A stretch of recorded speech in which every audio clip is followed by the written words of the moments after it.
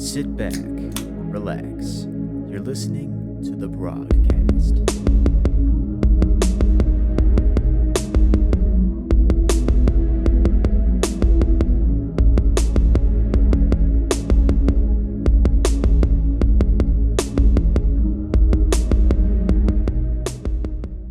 What's going on, everybody? Welcome to another episode of the Brogcast.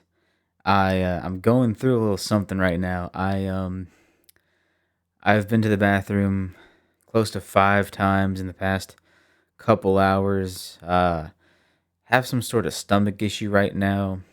Um, I already have acid reflux, so this is just aggravating it. Basically, what I can boil it down to is what they call fat malabsorption. And basically, that happens when your body can't metabolize fat, and that usually happens when you consume too much fat. Another thing that I'm experiencing is it hurts when I pee, so that's not a good thing.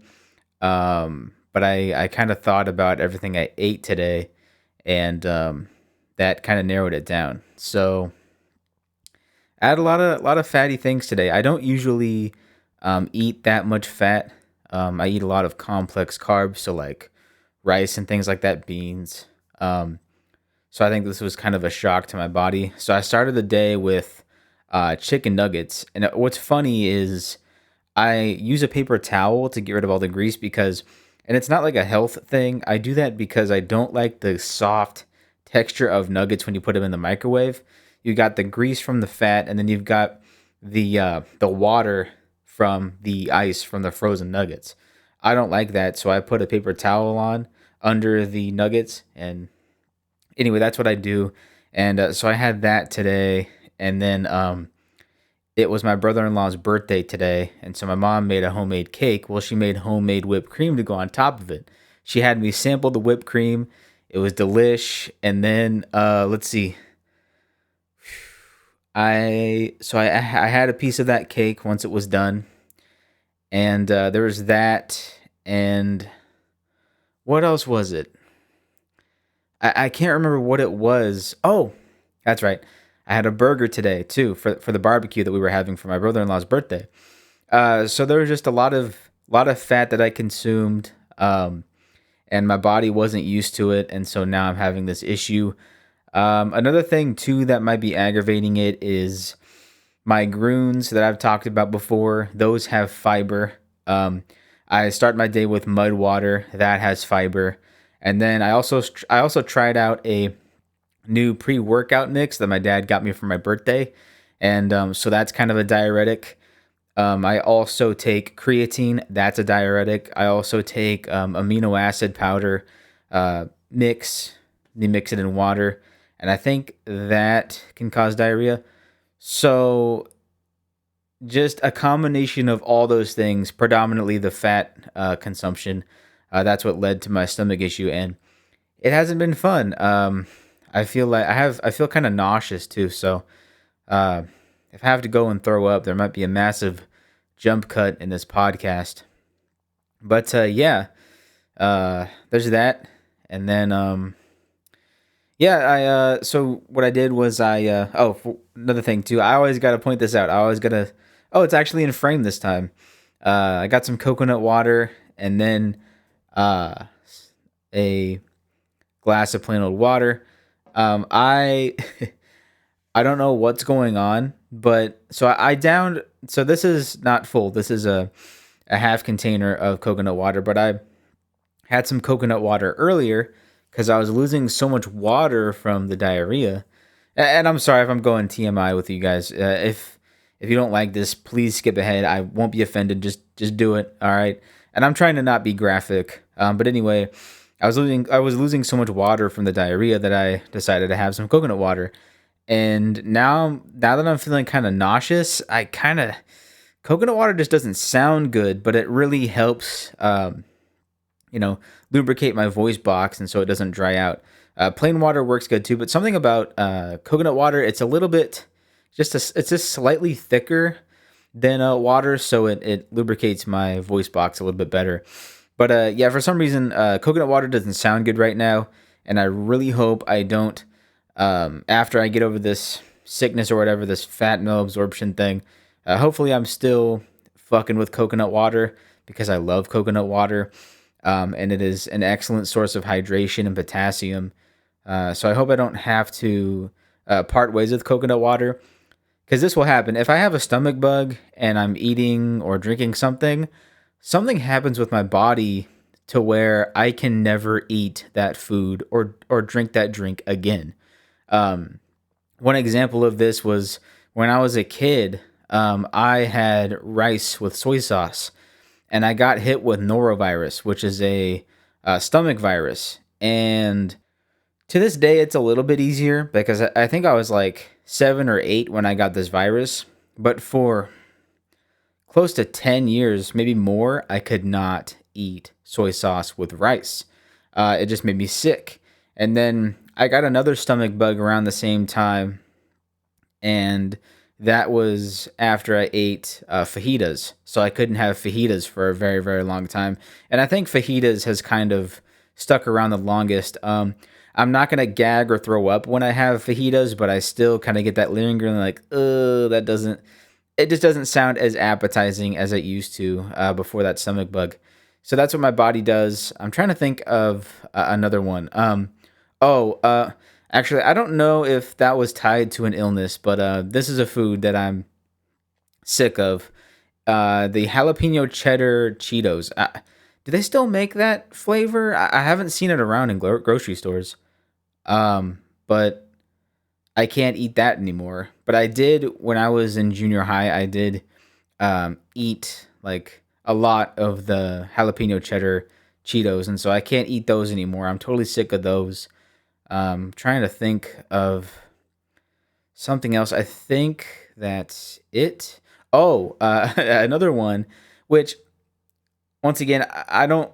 Well, this is a completely different like ball game here, because nobody should be consuming this on its own. Cream of mushroom soup. When I was a little kid, me and my stepsister, when we were little, we would eat cream of mushroom soup. Um, and I don't know if it's really a soup. It's more of like a gravy almost. I don't think it's really meant to be a soup, but we used to call it cream of mushroom soup, and so we would eat that. And now I cannot eat that. Ugh, makes me want to hurl. My mom does use cream of mushroom with her meatballs with rice. She makes turkey meatballs with rice, and then she dumps cream of mushroom over it. And I'm cool with that because it's kind of a mixture flavor profile. It's not just cream of mushroom. It's cream of mushroom, turkey, rice. It's all that stuff. So that's not. I hardly notice it. One thing though is I don't go for the chunks of mushrooms that are in it. I kind of push that stuff to the side. But the sauce itself, I have no problem with. But yeah, I think that's it for like the foods that I've just gotten sick of since I was a kid. And what's funny about this topic is that is the prompt that I put into ChatGPT. This is going to be a food and drink themed episode, 50 questions. Before I get going, I'm going to take a sip of the coconut water. I'm going to see like if I get some sort of like gag from this because like I said, it just doesn't sound appetizing right now. It's very strange. Okay, that's not bad. I think what happened was when I had when I opened this carton and I had some coconut water earlier, I added honey to it because honey is good for stomach issues and lots of other things, uh, sore throats, all that. So I mixed coconut water with honey, and I don't think that was a good combination. I thought it was going to, because coconut water is pretty bland, and so I thought, oh, if I add honey to it, it'll be kind of like a sweet coconut water, because they do make those. They do make coconut water with added sugar, so I thought it'd be good. Well, I was wrong. It's that was not a good combo. So good. I'm glad I'm not sick of coconut water. That's great. Um, and yeah, let's dive in. First question is, what is your earliest food memory? Um, I want to say my mom says that one of my first foods that I ate that I really liked was bananas. But for some reason, my earliest food memory is scrambled eggs. And actually, that's another food I should have mentioned that I've never really liked since I was a kid. Scrambled eggs. I remember eating the scrambled eggs and then eating that rubbery texture. And the taste wasn't bad. The taste of scrambled eggs isn't that bad to me. But the texture, the rubbery, kind of chewy texture, I could not stand it. And that particular piece of scrambled egg had sort of a, it was kind of toasty because I think my mom, when she was making the skillet, she kind of browned it a little bit. So that particular piece had like a jagged, dry, crispy part of the scrambled egg piece. And when I was a kid, when I took a bite of that, I thought it was a I thought it was a piece of feather from the chicken. I don't know. I was a stupid. How old was I? 4, like 4 years old. I thought that that was. I thought that when they were when they were processing the chickens and they were laying the eggs, they somehow got a feather in there. I don't know. My dad was pretty impressed with that because I never learned really much about chickens or birds or anything like that. So for me to kind of make that connection, he was like kind of impressed. He was like, "What? Jonathan doesn't know anything about birds or chickens yet. Like, how does he make that connection?" But yeah, that is the earliest food memory that I have, and uh, I have always hated scrambled eggs from that point on. I did try scrambled eggs recently when my friend Ford came over. Um, he stayed over and my mom made breakfast and she made scrambled eggs and bacon and all this. She went like full on breakfast mode. And I have recently got into the health and fitness thing, and I've read and watched videos and seen the absolute health bomb that eggs are. They have every just about every nutrient in them except for vitamin C. And I've just always hated myself for that because I've never liked eggs. You know, um, I used to fuck with hard boiled eggs as a kid, here and there, but present day, I really don't do eggs. But um, when my mom made breakfast that one time when my friend Ford was here, I was like, "Mom, I'm gonna try some scrambled eggs," and she goes, "What? You're gonna try scrambled eggs? You hate scrambled eggs?" I'm like, "Mom, I wanna give this a shot because eggs are super healthy." So she gives me a plate of scrambled eggs and she gets me a spoon. She goes, "All right, try it." So I took a piece of it and I'm chewing it and I'm kind of like feeling it out. I'm trying to like get a good taste profile on it. And she was like, "You don't like it. Here, I'm gonna give this the scrambled eggs to Ford." And I was like, "Wait, hold on." Like she didn't even wait for me to give a judgment call on it whether I liked it or not. And looking back at that time, and I even told her I was like, I that's edible. I kind of like it. And then my friend Ford was actually looking up recipe ideas for what to add with scrambled eggs so you don't really notice the texture or the taste. So I'm gonna try that next time. I think maybe some sriracha. Some people do ketchup, but the sound of that makes me cringe. Sriracha might be good, I think. And I might blend it with other sauces or vegetables. But yeah, I think this was about a month ago, 3 weeks ago, and yeah, I liked it. So I might give eggs another try. But that is my earliest food memory: scrambled eggs. Next question is, what is the dish that defines your childhood? I'm gonna say the meatballs that I was talking about that my mom makes with the turkey, the ground turkey, the cream of mushroom, and the rice. She would make that all the time, and I still to this day love it, and it definitely reminds me of my childhood. Same with she also makes stroganoff. She does it in her kind of her own way, because stroganoff is typically, I think they typically make it with steak and noodles, but she does noodles, she does Italian sausage, ground beef, and I is it sour cream? I don't think she does cream of mushroom for it. I could be wrong, but I think it's sour cream. And, no, there's got to be something else that she adds to it. What is it? there's a different like gravy thing that she adds to it. I could be wrong. Maybe it is just sour cream, but she makes some sort of gravy with it, and that has always been one of my favorites from my childhood. So, but I would say to top it off, my mom's porcupine meatballs. That's the name of it. Next question is there a food you hated growing up but love now?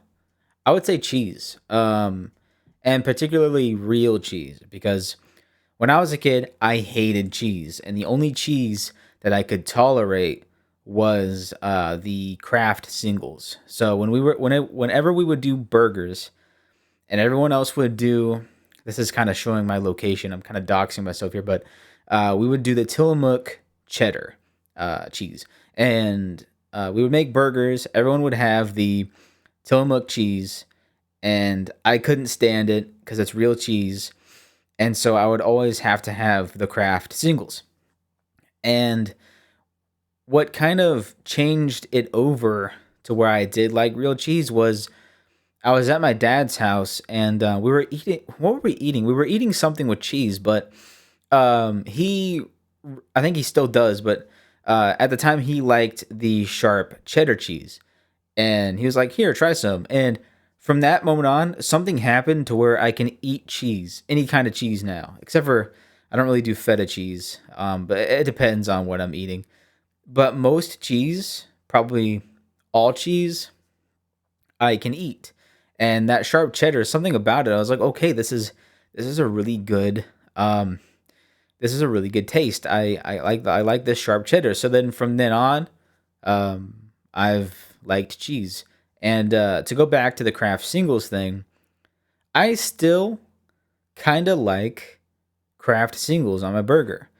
I don't prefer it all the time, but every now and then it kind of tastes good. It's kind of a weird like taste thing. Like it's processed, it tastes like plastic, but something about it it just tastes. It's kind of a flavor bomb.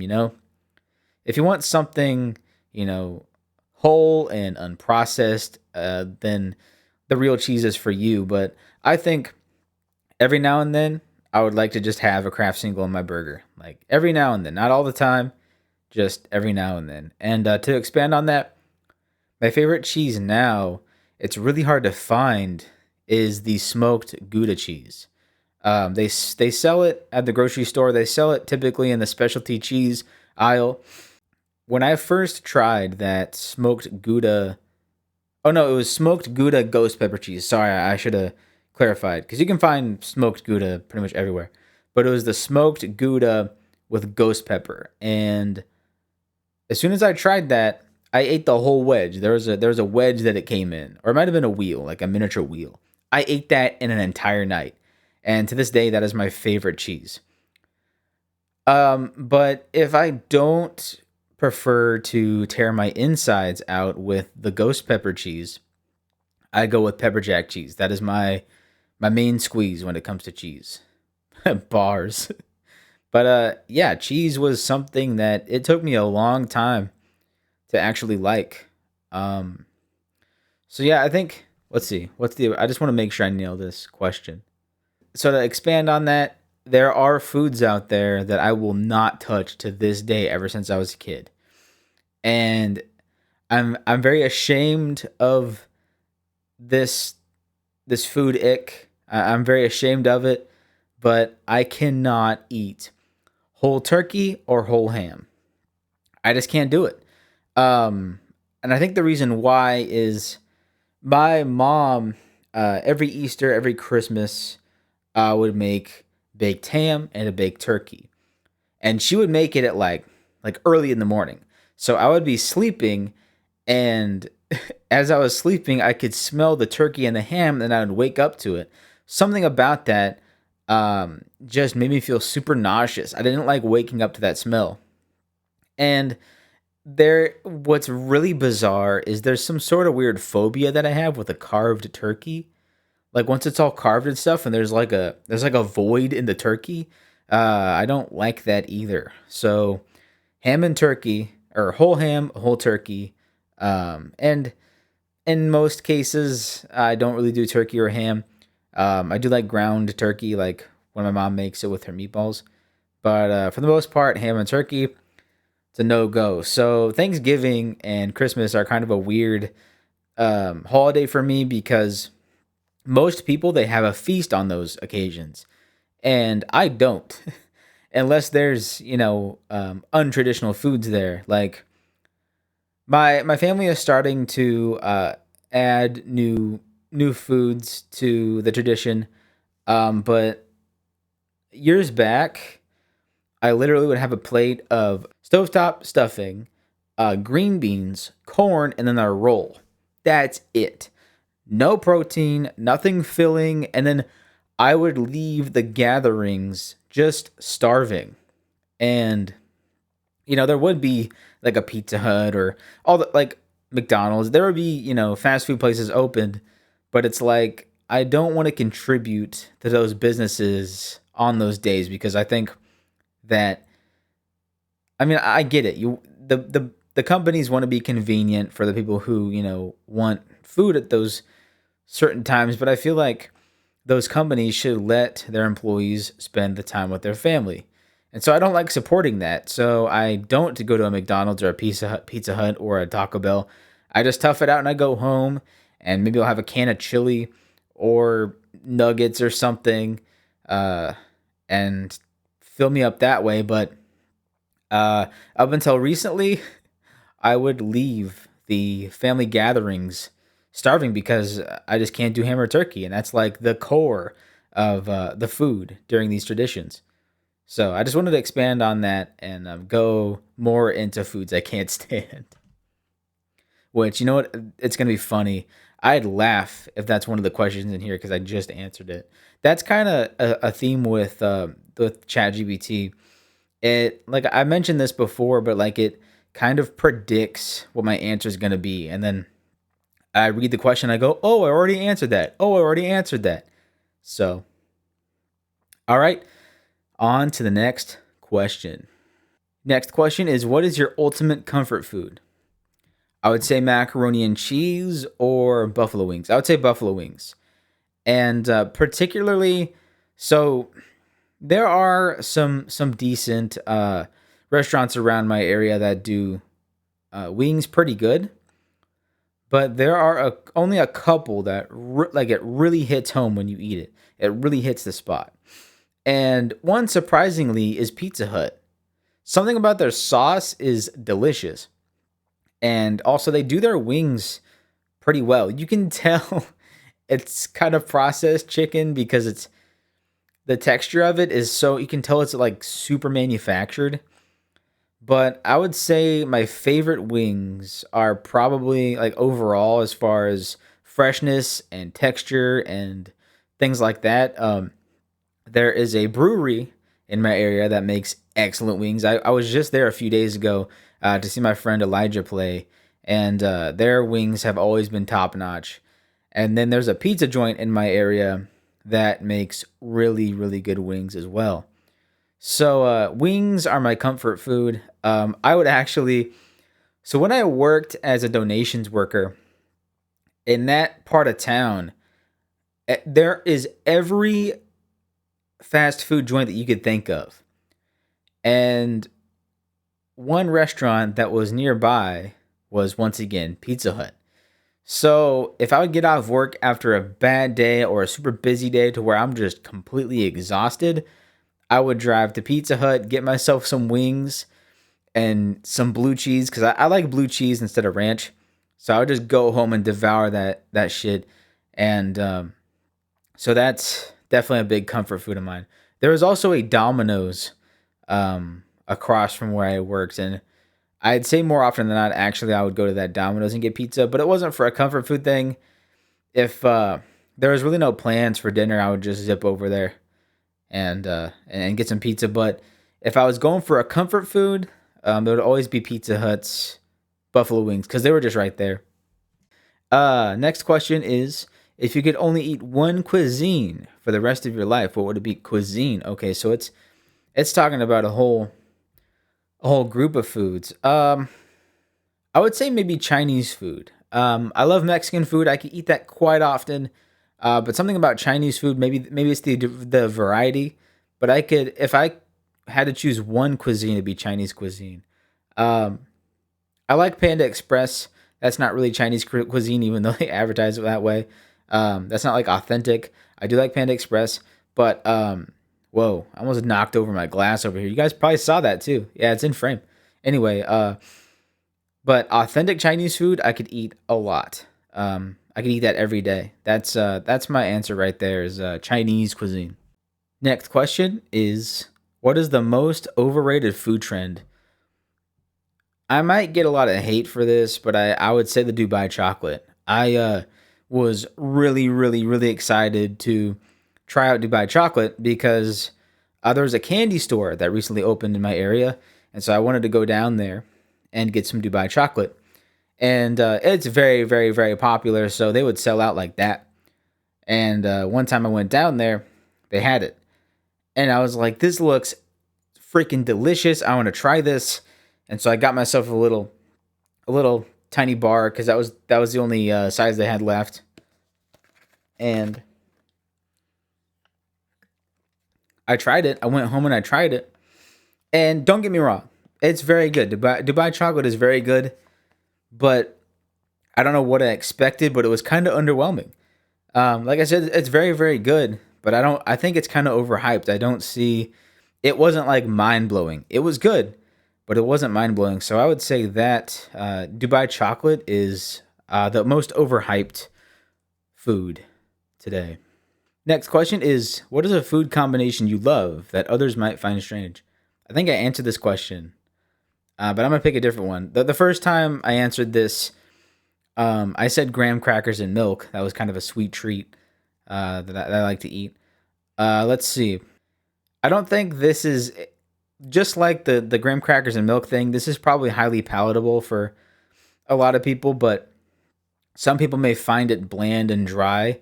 But I like a nice New York steak with sliced jalapenos. And you're probably thinking, Jonathan, nothing else? Like, what's the deal? Like, aren't the jalapenos gonna make it dry? Well, here's the thing: you make that steak medium rare, and then you put the you chop the jalapenos, put it on the side. What happens is you kind of alternate between the steak and the jalapenos when you're eating it, and the jalapenos will soak up a lot of the fat and the grease from the steak, especially if it's a New York steak. And so jalapeno dipped in that fat is it's awesome. So that is a strange food combination that people may find weird, but actually I'm gonna be honest. I took this from this food idea from Joe Rogan, except he eats elk with jalapenos. But I saw that on his Instagram and I was like, I like spicy food. I like steak. I've never had elk, but I'm like, I like steak. I like jalapenos. Let's try this. And man, it's the best. Next question is, how do you feel about pineapple on pizza? I answered this question like a long time ago, maybe in the early Brogcast episodes. But so here's the thing. It depends on the variety of pizza. I think that pineapple goes best on combination pizzas. I don't really like it on a one topping pizza like a pepperoni. I think it really thrives in combo pizzas. So you've got maybe like a meat lovers pizza or maybe another type of combination pizza pizza that's got onions, green peppers, maybe mushrooms if you want to go that route. I don't like mushrooms, but it seems to work best with combination pizzas. Whereas my top favorite, pepperoni, pineapple doesn't go with it. Actually, there is one exception to this.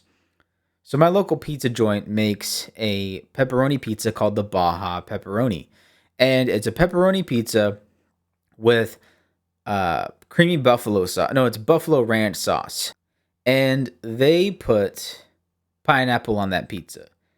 And it works really well because there's more than just the pepperoni. There's the pepperoni, there's the sauce, there's the pineapple.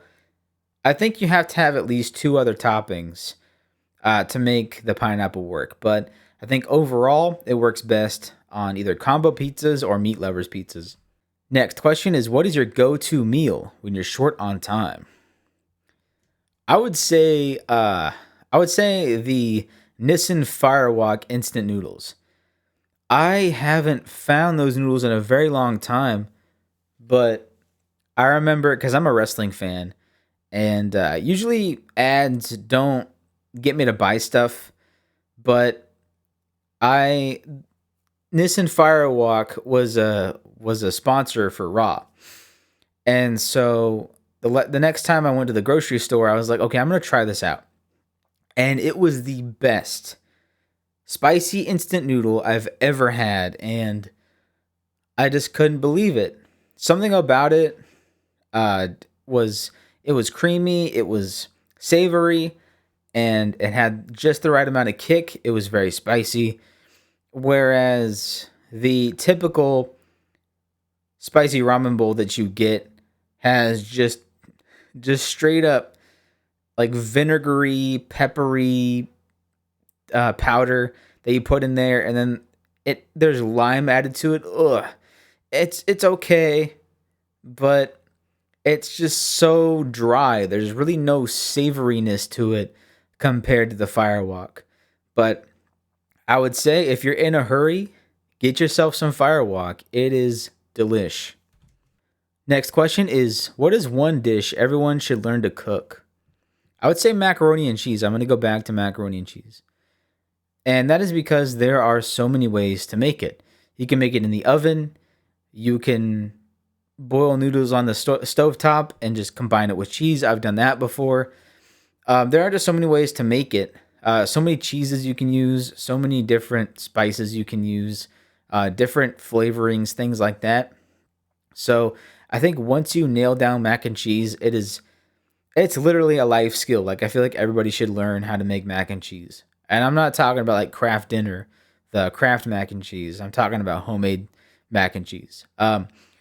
The I've only made it like one time, but the one time I made it, it was very weird because I just got over. No, I think I was fighting COVID at this time, but for some reason, homemade mac and cheese just sounded great to me. So I boiled the noodles, the elbow noodles, and then I added shredded pepper jack cheese.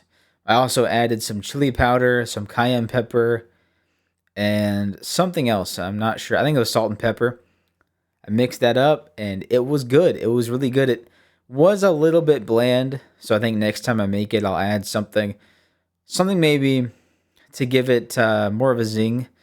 But other than that, it was really good. And yeah, like I said, there's just so many different combinations you can make with it, and it's a very versatile type of food. And I feel like it's a life skill everyone should learn how to make mac and cheese. Next question is, what is the most useful kitchen tool or gadget you own? So, I got my mom this vegetable and cheese slicer for Christmas. And she keeps forgetting to use it, so I end up using it quite a bit. There's one blade on there that is a game changer. So I'm gonna go into the slicer a little bit. I forget the name of the brand, so forgive me, but it's French. It's a French name. It's funny. The company's not even French. It's a Chinese brand, but the brand name is French. So it's a French brand name. I'm sure you guys can narrow that down if you guys want to get one. But it's a slicer, and it's for cheese and vegetables. It's got a massive barrel that the cheese or the vegetables roll through. And because it's got such a big barrel, when you're slicing the cheese, it's got like a hand crank on the side. When you're slicing the cheese or the vegetables, it goes around and it slides out, kind of falls out into, like, if you want to put it in a bowl, or you can just do it straight in the pan. But it's got a massive barrel. That's a game changer because with most cheese slicers, the barrel's very, very small, and so you kind of have to go in there and grab it out. I've had to do that a couple times with this slicer, but it mainly gets caught in the blade. But it's got a massive barrel on it, and then it's got these different blades. I think most of them are for cheese, or as far as like the shape goes, but you can shred vegetables with any blade. It works awesome. But the one blade that I love on this thing is the crinkle cut blade. So my favorite thing to use it for is potatoes. So whether I'm making homemade potato chips or if I'm making fried potatoes on the stove and I want something kind of gooey, I'll throw a potato in there and it feeds from the top. It feeds from the top, and then you've got a lid that you can use to press down on the potato so it gets into the blade. So you crank it out, crank it, and then the sliced potatoes go out, and it is the perfect crinkle cut slice. And my mom recently used it for her pickles. It was a little too thin, she said, but she said, "Man, this slicer is awesome." And yeah, it is the best slicer I've ever. The best, actually, like the question says, the best kitchen gadget I own. Next question is, do you follow recipes or cook freestyle? It depends on what I'm cooking. If it's something super complex, I always stick to the recipe. But if I'm, let's say, making ramen and I want to make minor modifications to it, or if I'm cooking just plain rice, I want to add stuff to it, or if it's a steak is a little bit more complex, but I don't know, for me, it's pretty easy. You just kind of have to go through the seasonings and find out what kind of vibe you're going for. I like to use the Montreal steak seasoning by McCormick. That's good stuff. And then I add garlic powder, Lowry seasoning, salt and pepper, and it's perfect.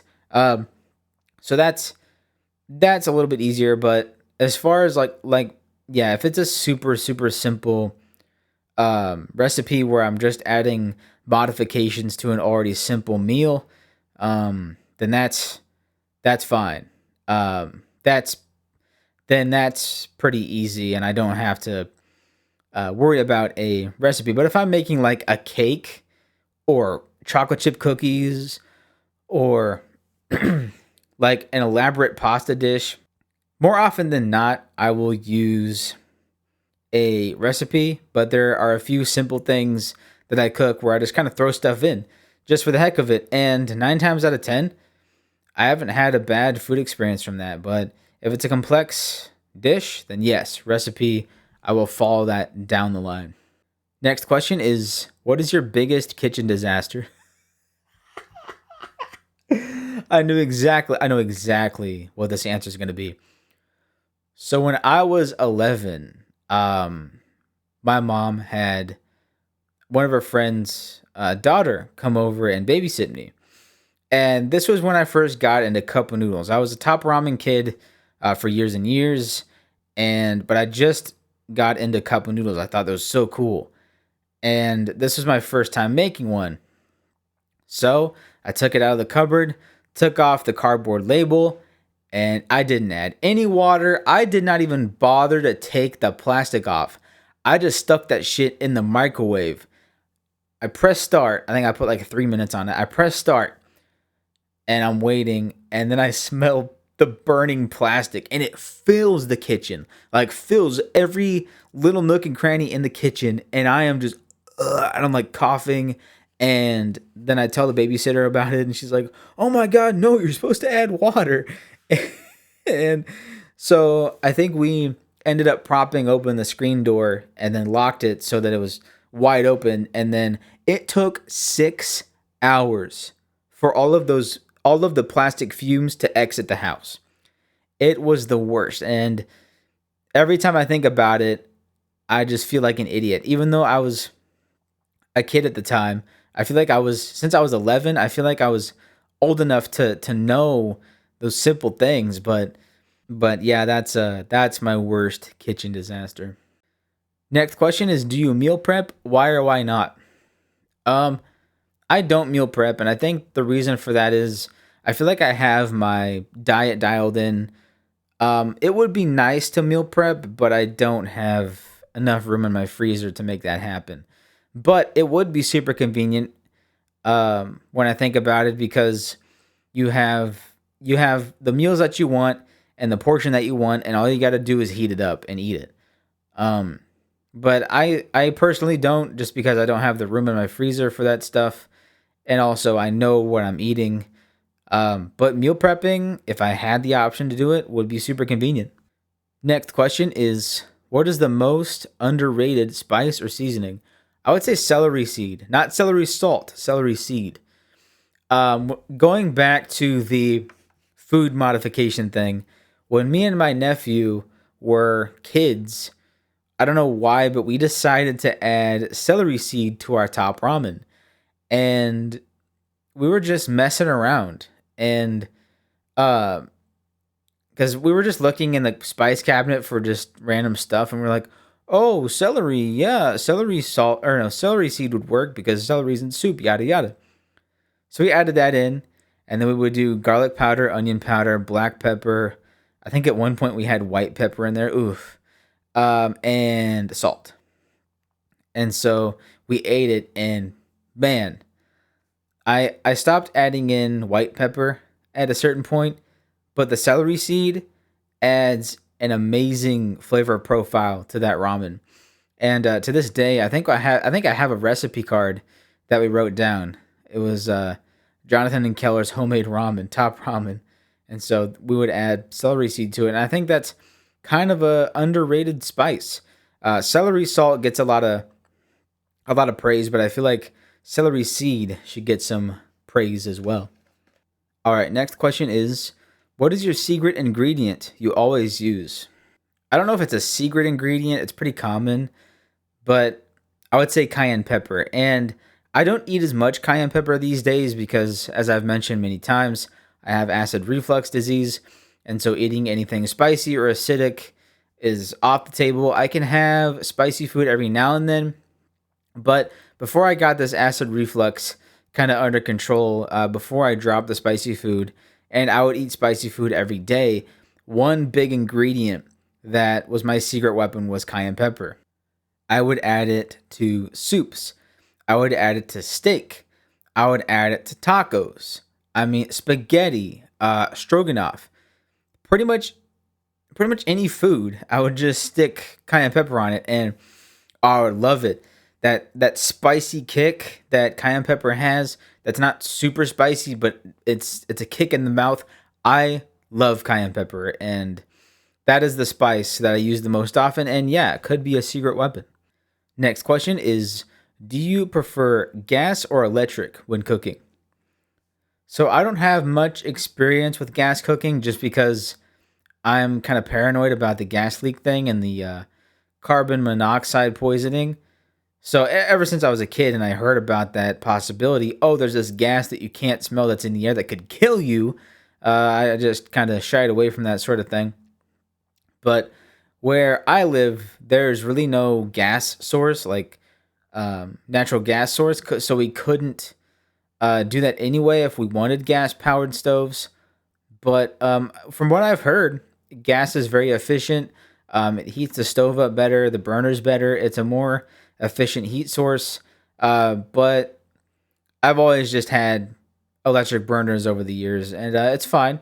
The stoves aren't what they used to be, so the coils do go out every now and then. I have a burner on my stove that we call the cursed burner because no matter what setting you put the burner on, high, low, medium, it goes to the max hot. And so I use that burner if I'm making ramen because it heats up the fastest and I get ramen in like 2 minutes. But stoves aren't made like they used to make them. And so the coils will go out, we'll have some sort of electric issue with it. Um, we've had issues with the oven before. So, bottom line is, I've had more experience with electric stoves, but I think overall gas stoves are more efficient in terms of the cost of fuel for it, and compared to the electric bill, and also in terms of heating the stove, it's much more efficient. Next question is, what is the best cooking advice you've ever received?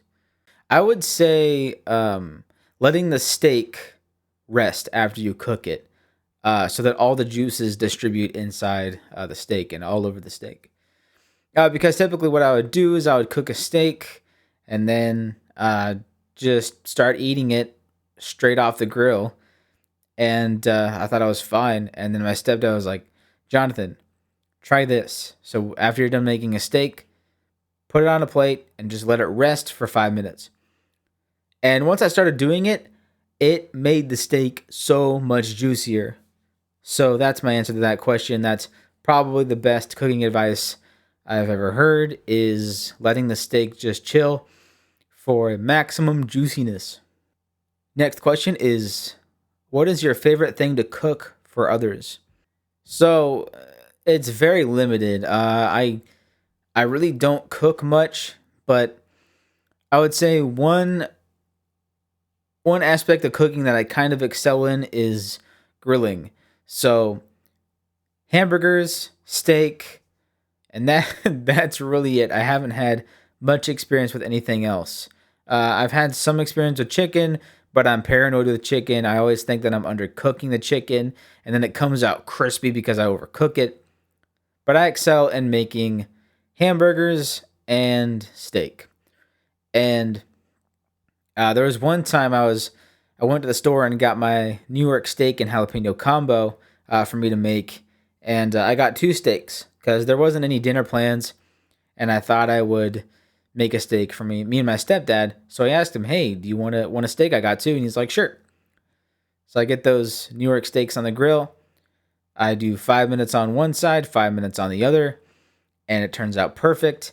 And then, of course, I season them. Duh, I season them before I put them on. I let the steaks rest, and then I give the steak to my stepdad. I'm eating mine, and he goes, "Oh my god, these are really good." And what's weird is usually he uses steak sauce when he's eating steak. With mine, he didn't eat it. He just ate it like by itself, and I was so blown away because I'm not really much of a cook, and so hearing that was super cool. And so now, and same with hamburgers. I've been told that my hamburgers are really good, nice and juicy.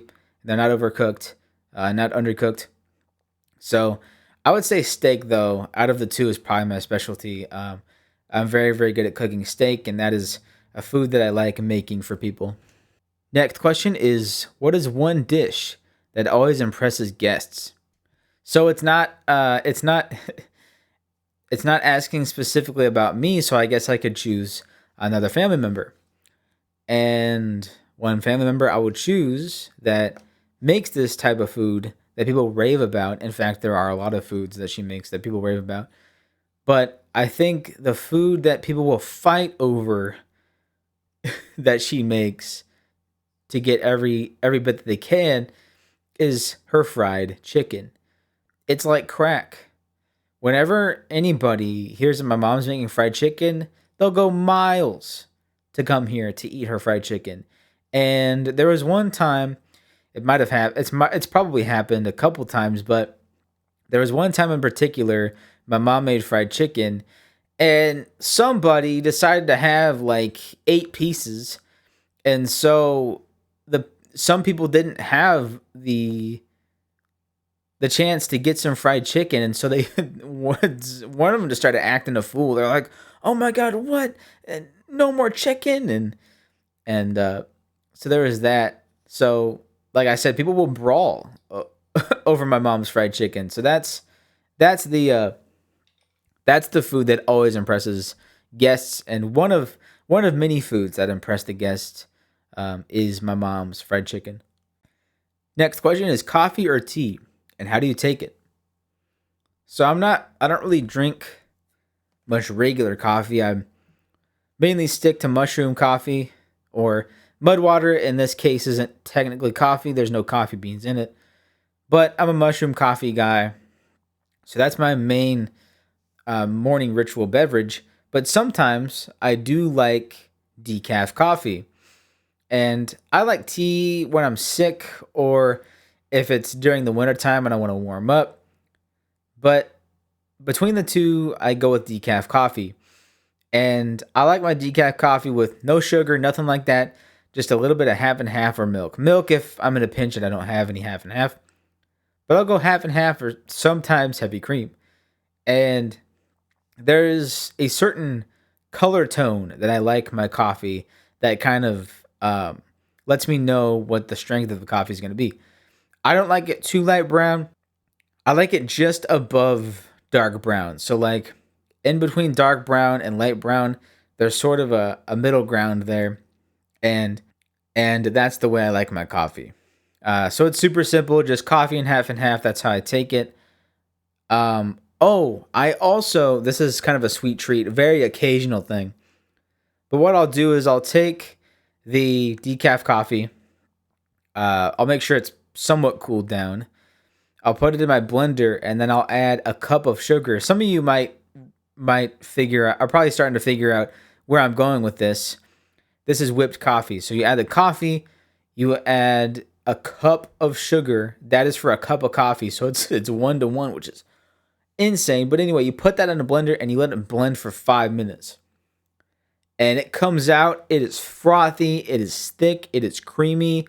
It is so good, but it is very, very sugary. Oh, it's a sugar bomb. So that's why, like I said, I only have this occasionally, very, very occasionally, but it is the best. And one thing I would not do is don't use it on one of those personal blenders. Make sure it's a professional blender, because I had one of these Oster blenders. It was a pink one. It was a personal blender, and I decided to make whipped coffee with it.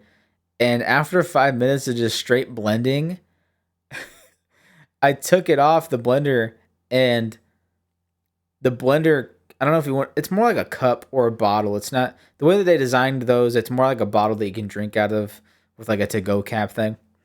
But that bottle, jar, whatever you want to call it, plastic, was piping hot. And I was like, oh my God, how did I not burn out my freaking blender? I unscrew the blade, pops off, and there's steam coming from the coffee. And I was like, whoa, like I've never seen this before.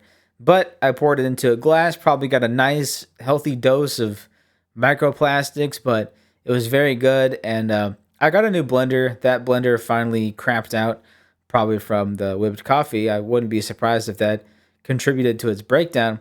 But I now have a Ninja blender, and I think I should try it again one of these days. But like I said, it's a sugar bomb. It's not something you want all the time. You will definitely get sick of it. It's just so rich. Next question is, what is your go-to cocktail?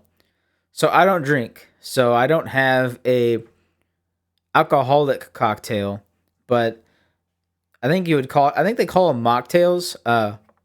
The cocktail that I like, or mocktail, whatever you want to call it, the mocktail that I like the most is Shirley Temple's.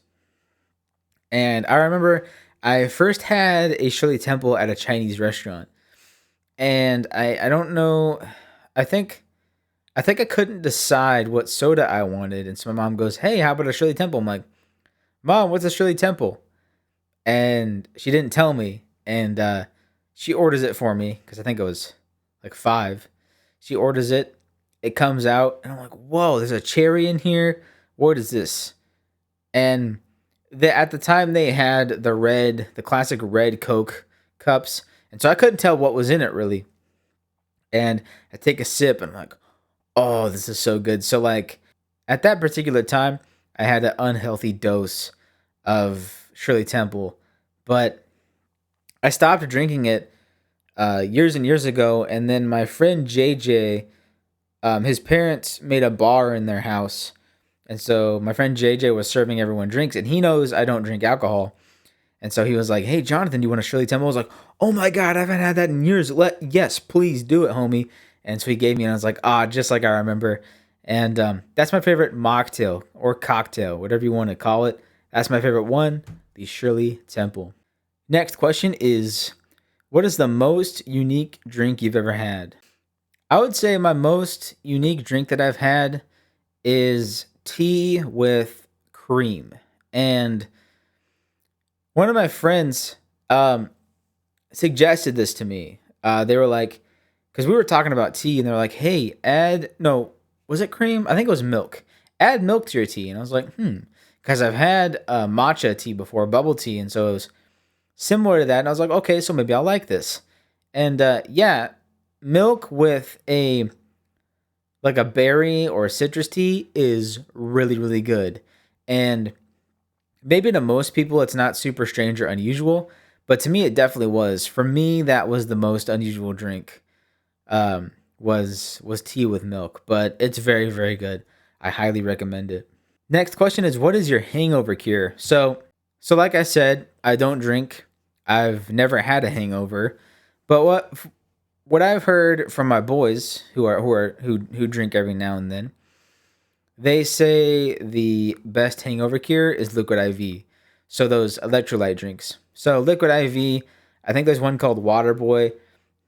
Gatorade works to an extent, but liquid IV, from what I've seen with the boys, is phenomenal at curing a hangover.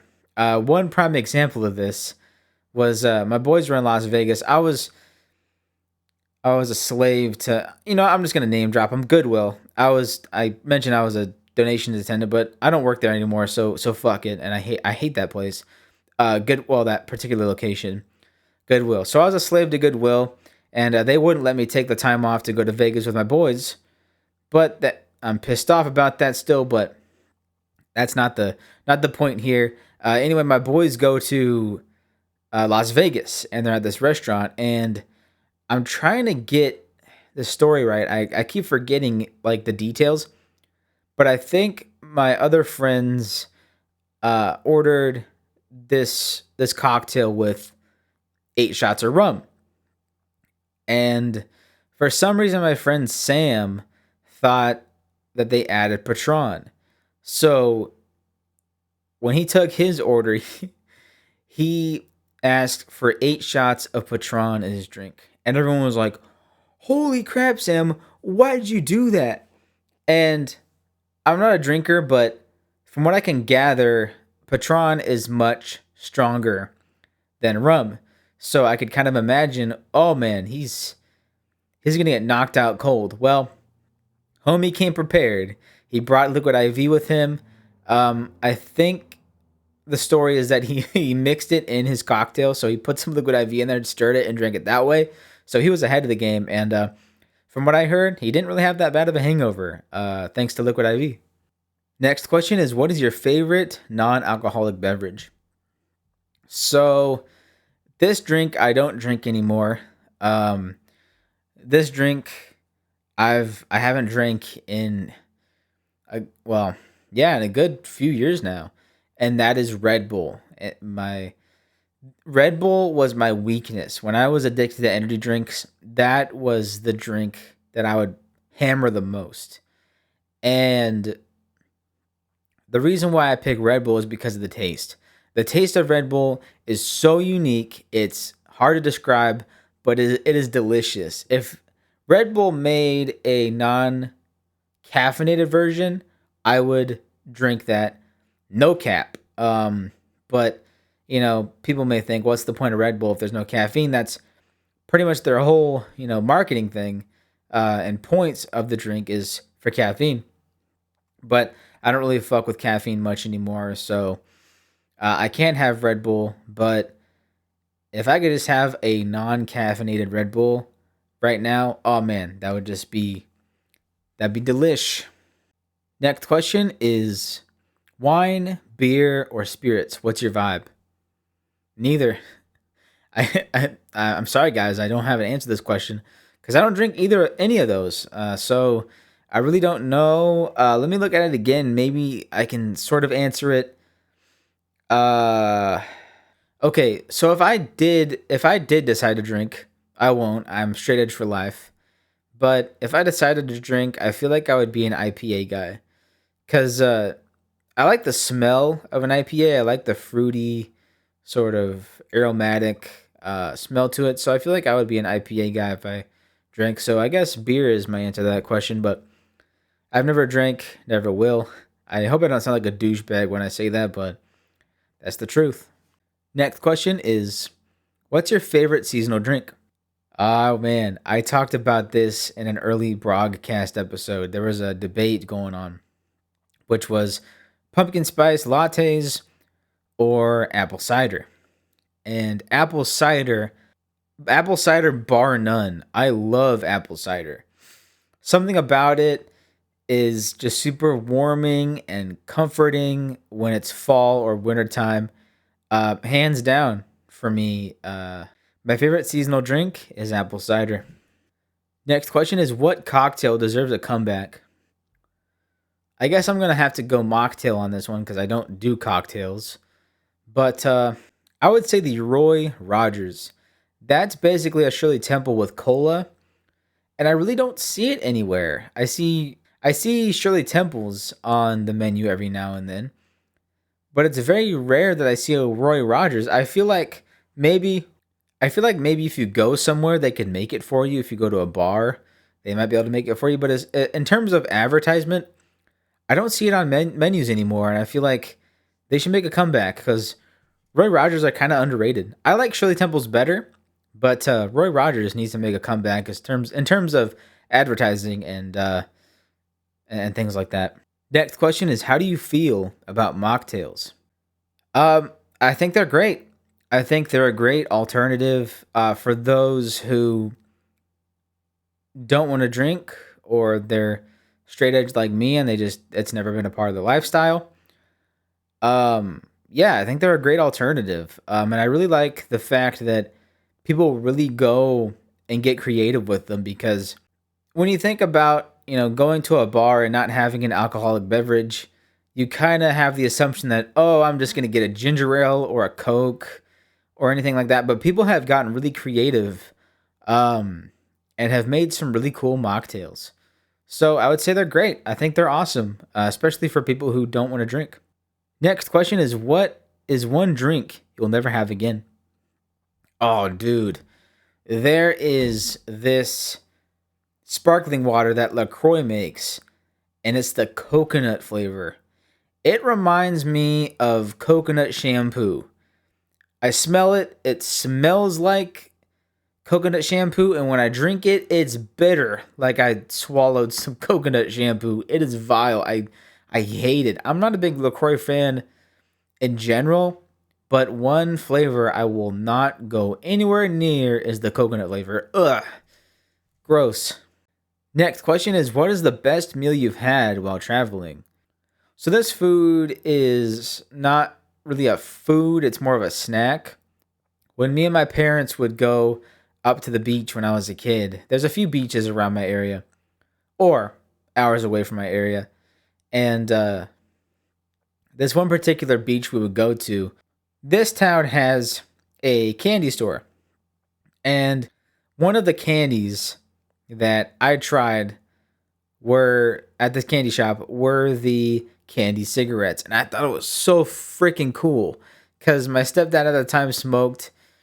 And so it's kind of like, oh, this is kind of an adult thing to do. So I would get the candy cigarettes and pretend like I was smoking them. Then there's the candy cigarettes that are just candy sticks and you eat them. But I think the next time I went to that candy store, there was a candy cigarette that had, I think it was like, it's like the powder that they put on bubble gum, like a confections sugar. They would put that at the end of the candy cigarette so you could blow into it and the powder would come out like a smoke. So that was kind of cool. But I think that was a food slash snack that I enjoyed as a kid while traveling.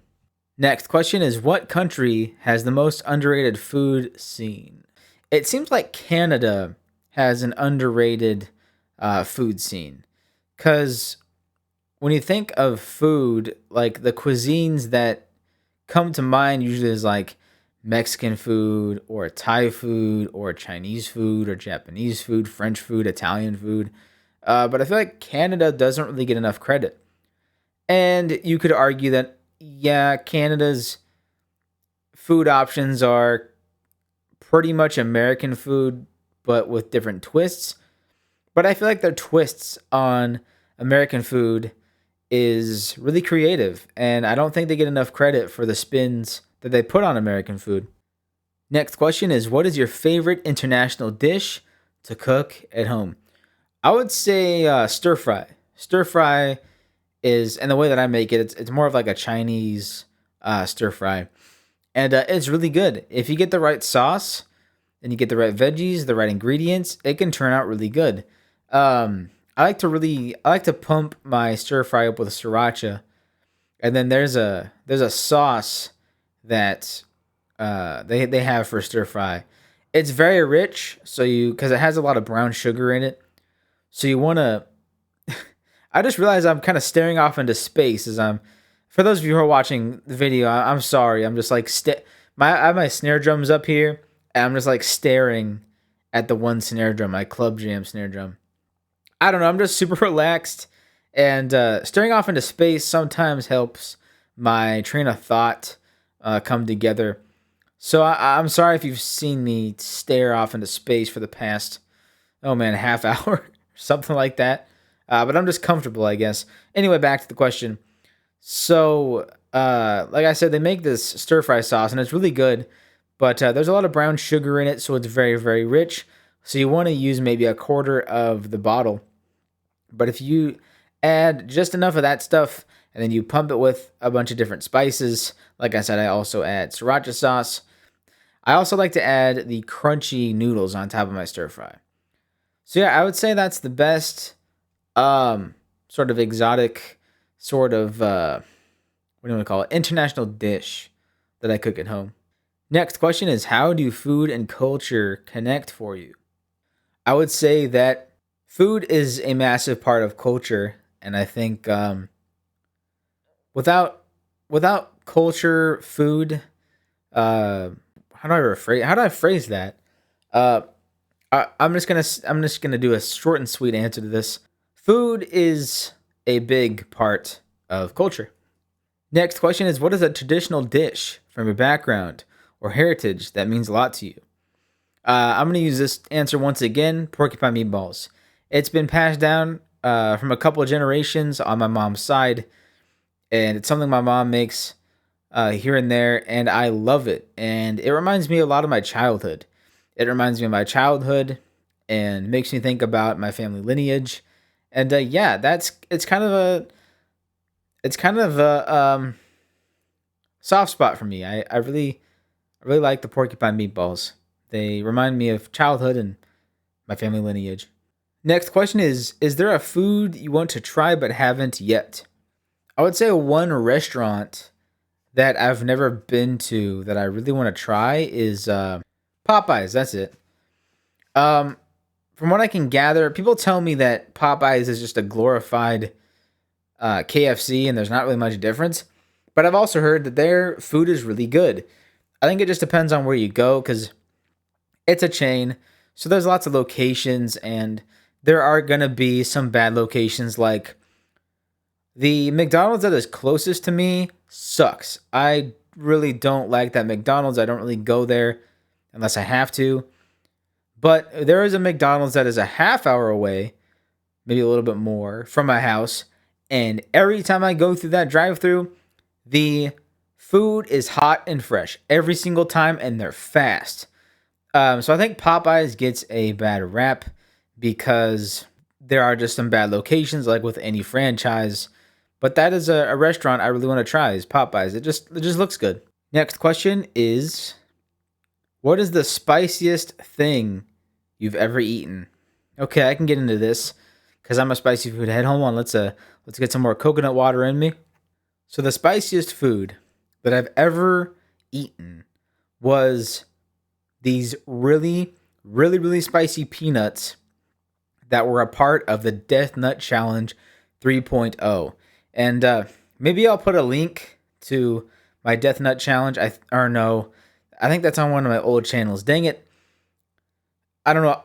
After I edit this, or as I'm editing this episode, I'll look and see if I can find it on this channel, or maybe I can go. If it is on the old channel, I can link it. But I have a video of me taking this challenge, and so there are different levels to this challenge. Each pack of peanuts gets spicier and spicier and spicier. That was the spiciest thing I've ever eaten, and there's a very crazy story about this. So I complete the challenge, right? I'm super proud of myself. I feel accomplished. I persevered through the pain and the suffering. I get done, and one mistake I made was I did not follow the directions or the instructions thoroughly, and I ate all of the peanuts. And you're supposed to only have maybe a third of those peanuts because it's designed for 3 players. So I ate 3 players worth of these spicy peanuts. So I get done with this challenge. I feel, like I said, I feel proud of myself. And then my mouth is on fire. So my tongue's on fire. My throat's on fire. And then for some reason, when I have something that spicy, the inside of my ears start to burn. And so I get done with it. And then to cool my mouth and my throat and everything down, I start chugging cold bottles of water. And I down like 3 bottles of water. And then next thing you know, I go to bed. I wake up. I'm like, ooh, my stomach's not feeling good. So I get into the bathroom and I just puke. I puke all over the bathroom floor. And I'm not kidding. Every square inch of that bathroom floor is covered in puke. And I'm like, oh my God. And it was not only from the spicy food irritating my stomach and everything like that, it was also from the amount of liquid that I consumed. Because on a normal day, I don't drink 3 bottles of water in a row. So my stomach was full as fuck. And that combined with, well, what the spicy peanuts did to my stomach just was a recipe for the disaster. Anyway, I puke all over the bathroom floor. And I'm like, I cannot clean this up on my own. There is so much puke. I need some assistance. So I go into my parents' bedroom and I go, Mom, tap on her shoulder, Mom. She goes, what? I'm like, I need your help. I didn't say what happened. I just said, I need your help with something. She's like, all right. So she gets up and we walk to the bathroom. We open the door and she's like, oh my God, what did you do? And I was like, the Death Nut Challenge. It made me puke. And she was like, oh no, okay. And she was the best sport about it. She was like, all right. And so we get rolls and rolls of paper towels. We get the disinfectant. We wipe all that up, get it clean. And I was like, Mom, I'm sorry. I made you do this. She's like, oh, I'm your mom. Like, of course I'd help you with this. And so there was that. And then to continue my bad luck streak, this is kind of off topic, but I'll just say it anyway. The next day, I'm at work. This is when I was a cashier at a pharmacy, and I was stocking the gallons of water. And I didn't have a box cutter this time. I think I kept leaving my box cutter at home, but I was cutting the plastic wrap off of these bottles, these water bottles or water jugs, I should say. And it got caught on the plastic, and then I pulled a little harder, and then it came off and got me on the finger. I cut myself with this box cutter, which, by the way, was a very shitty box cutter. I shouldn't have used it, but it's all I had, and that's what led to it cutting my finger. It didn't cut through the plastic properly and ended up cutting my finger. So I flip out. I'm like, oh my God, like I'm bleeding. And I'm dripping. Well, I didn't realize until later, but I was dripping blood on the floor. I run to the break room. I get a paper towel, a big roll of paper towel, and just go. I cover my finger with it, and then I go on the walkie-talkie, and I'm like, hey guys, I cut myself with a box cutter. I'm like, oh no. So one of the PICs comes in.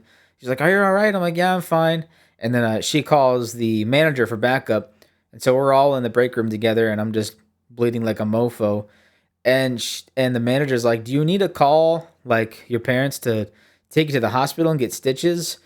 And I was like, yeah, that might be necessary. Because there was also somebody else in the break room who was looking at the cut. And she was like, that's a deep cut. It's probably going to need stitches. So I'm like, oh shit. Okay, I probably need stitches. And so I think my parents were out of town. I think they were on vacation somewhere, so I couldn't get a hold of my parents. So I call my next line of help, my next lifeline, and that is my sister Jennifer. So I call my sister Jennifer. I'm like, Jen, this and that. I just explain the story. I'm like, I might need stitches. She's like, oh shit, okay. So she comes down, and by the way, not to knock my sister, she was a big help, but it took like an hour for her to get from her house to the pharmacy. And by the way, that's like a 15-minute drive. And maybe she was doing something else, but I don't think so. Maybe, but I'm not sure.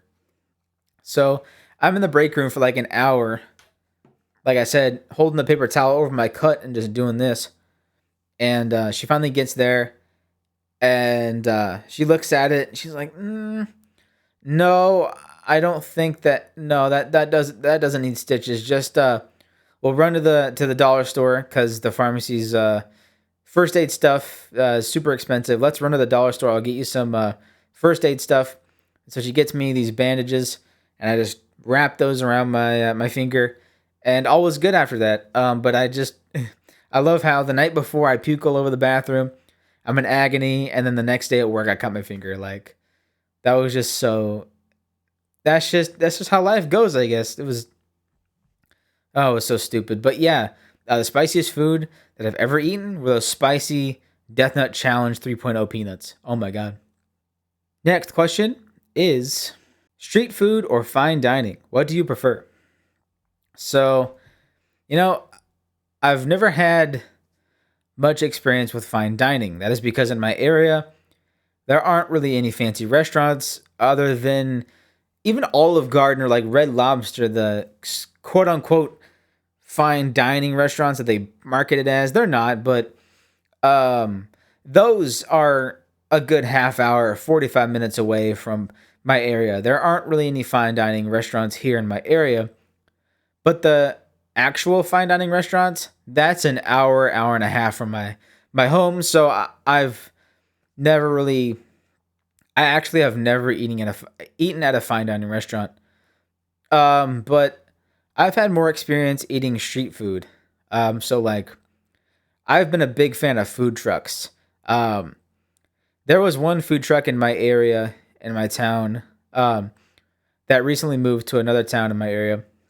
They had the best Philly cheesesteaks. I don't know how I didn't gain like 50 pounds because I mean I'm big now, but this was back when I was somewhat skinnier, and I would eat at this Philly cheesesteak truck like once a week, and then I would buy a 20-ounce Red Bull, and that would be my like dinner, and sometimes lunch.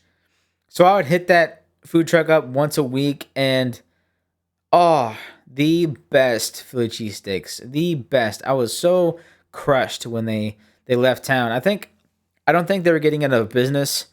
I think they ended up going to this lot in a couple towns over that specialize in food trucks. So I think they thought that they would get a lot more business that way. But I was so bummed when they shut down. But it was around this time that a new Mexican food truck opened, and I hit that place up maybe once a month. It is so good. My favorite burrito from there, or I would say favorite food from there in general, is what they call the tiger burrito. So it's a burrito with, it's not ground beef, it's steak, but it's finely chopped like ground beef would.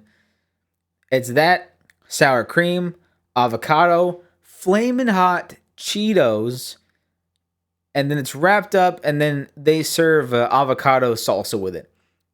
So I do that. And then I also get an horchata. Their horchata is very good too. But I love that food truck so much.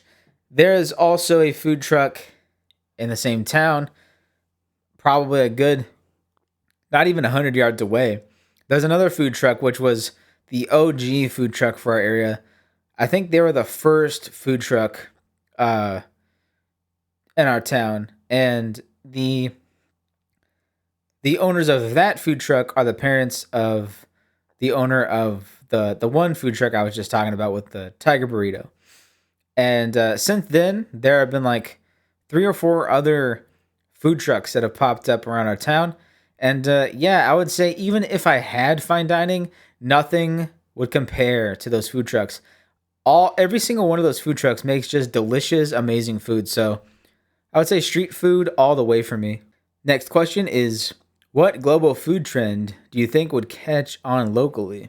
I would say we need in my town locally, we need a good fried chicken or southern cooking place. We've got everything else pretty much. We've got the basic restaurants. We've got Chinese food. We've got Mexican food. At one point, we did have an Italian restaurant, but that kind of went.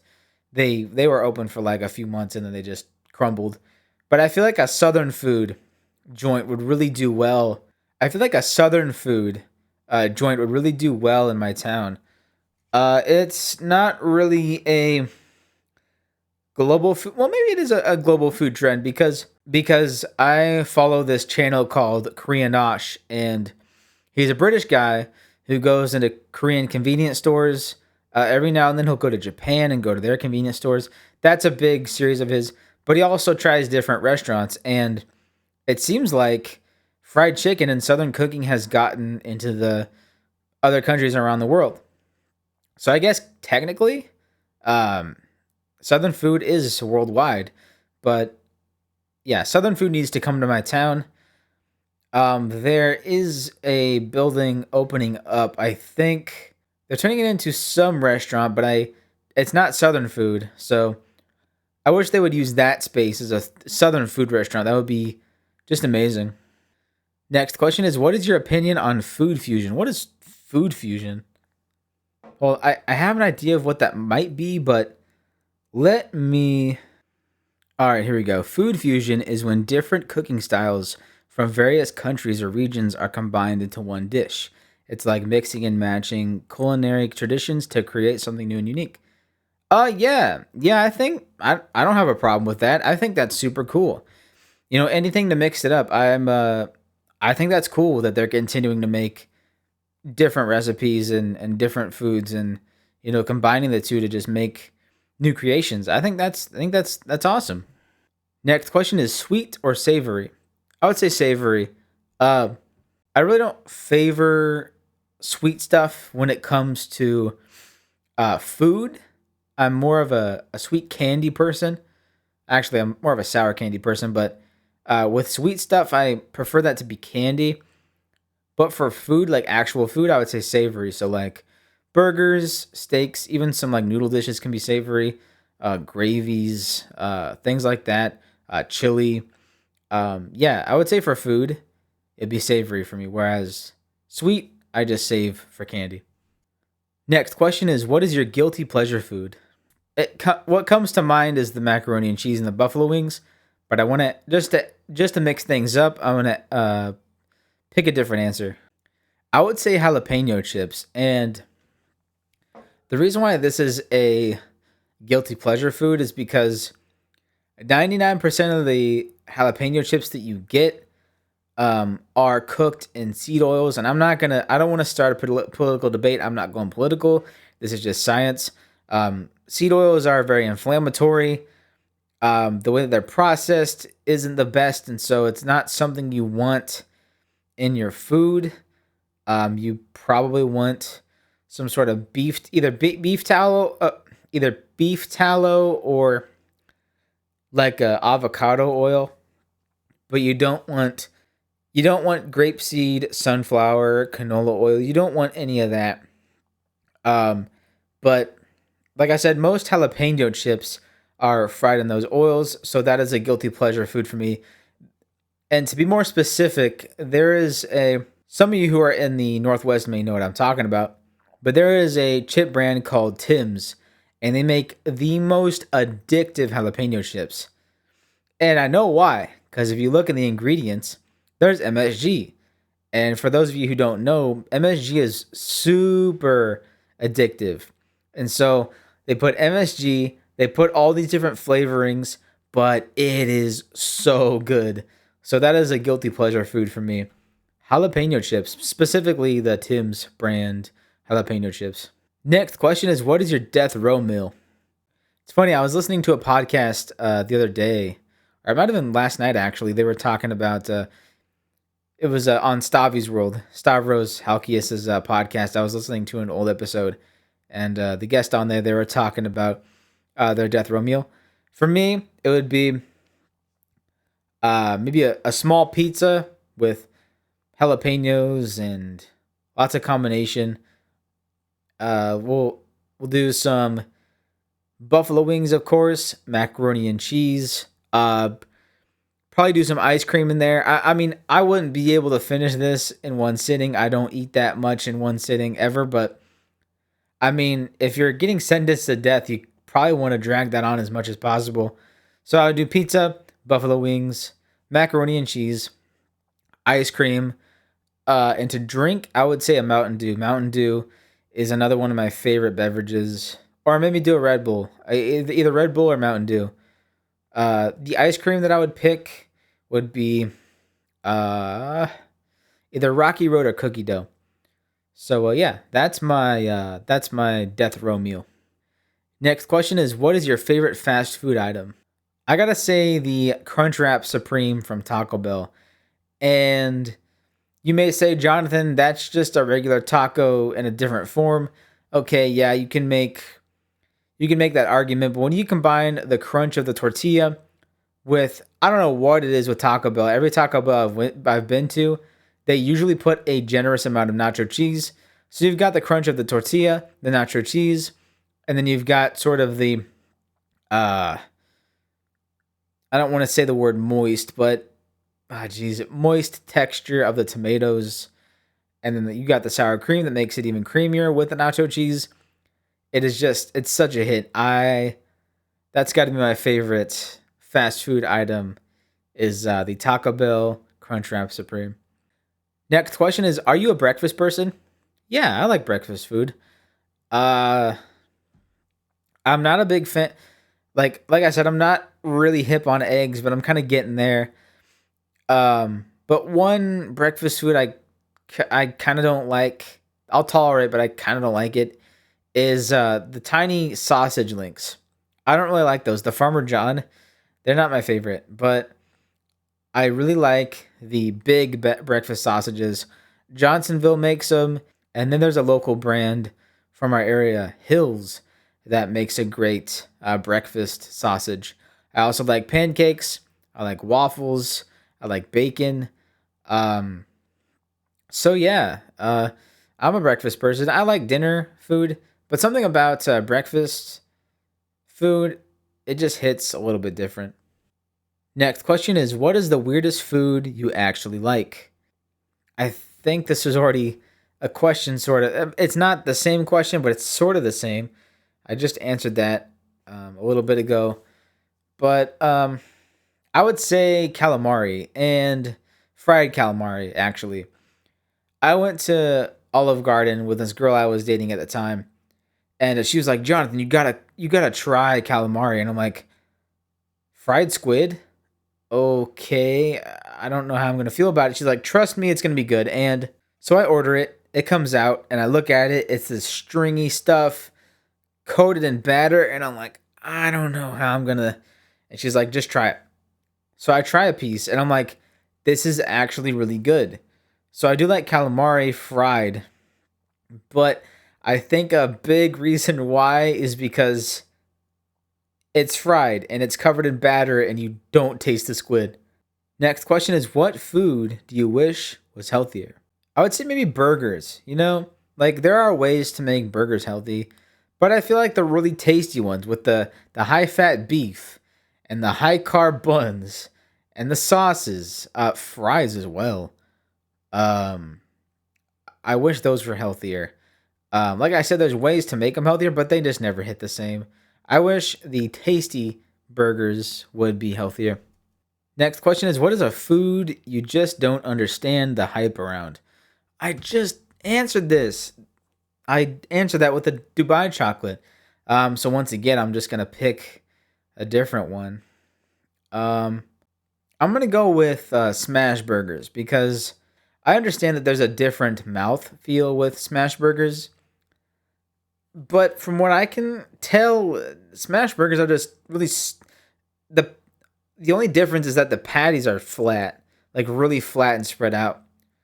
So I don't think there's much of a difference. And don't get me wrong, there are places that make amazing smash burgers, but they just don't seem that much different from like a regular burger for the most part. Next question is, what is always in your fridge? I'm gonna say half and half for the coffee. Almond milk for the mud water. Coconut water has been a big staple. Hot sauce is another one when I want to splurge and have my occasional spicy food.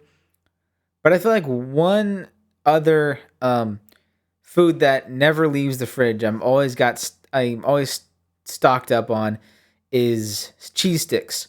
And this is gonna sound weird, but I don't always eat cheese sticks when I'm hungry. Here's the reason for that. So, a few years ago, I recently found out that cheese can combat tooth decay from the sugar acids that break down your teeth. And I was like, okay, this is BS. That there's no way. But I'm like, I'm gonna try it anyway because at this particular time I had issues with cavities. Like literally every time I would go to the dentist, they would either find a cavity or like a weak spot in my tooth, like to where the cavity was starting. And I was like, you know what? Anything to reduce my cavities. I'm tired of this. So what I would do, and I still do this to this day, I would eat something sweet and then follow that up with a cheese stick. And I shit you not, the next time I went to the dentist, no cavities. He said my teeth were super strong, probably because of all the calcium that I was consuming. And he was like, "Yeah, you're all good." I'm like, "What?" Um, it would usually be cavities or gum disease or something. But after I started eating a cheese stick after each like sugary food, my teeth got stronger. There were no cavities. And to this day, man, it's been like, I think I said 3 years, but I think it's been like 5 years and I've never had cavities. It's insane. So I guess that's a proven fact. If you want less cavities, either, I guess, drink milk. People don't really drink regular milk anymore. Ugh. But if you want strong teeth, if you want to reduce your risk of cavities, cheese sticks are the way to go. And yeah, that is a food that I'm always stocked up on. All right, last question is, if you opened a restaurant, what would it serve? I'm going to go back to Southern food. And the reason for that is because I have gone, a couple times have gone to this Southern restaurant about 45 minutes away from my area. And it's worth the drive because their fried chicken is crazy. I don't know how they happen to do. I don't know if they marinate it a certain way or what, but they somehow make the center of the pieces of chicken seasoned and savory and fatty, and then they got the breading. The breading is top notch. And then they've got really good mac and cheese there. They've got, well, they don't serve them that way anymore, probably because of inflation, but they used to serve giant glasses of lemonade, and it's an unreal experience. The first time I ate there and I bit into that fried chicken, I almost cried. I was like, I've never, I fell into a trap. All right. Other than my mom's fried chicken, I've never had a piece of fried chicken like that. I almost started crying. I was like, whoa, this is insane. So I would like to bring that vibe and that kind of deliciousness into a restaurant if I were to open a restaurant. All right, y'all. That does it for this episode of the Brogcast. I hope you guys enjoyed. I'll see you guys next time. I hope you guys liked watching me sitting to the side and just staring into space. And I'll see you guys later. Peace.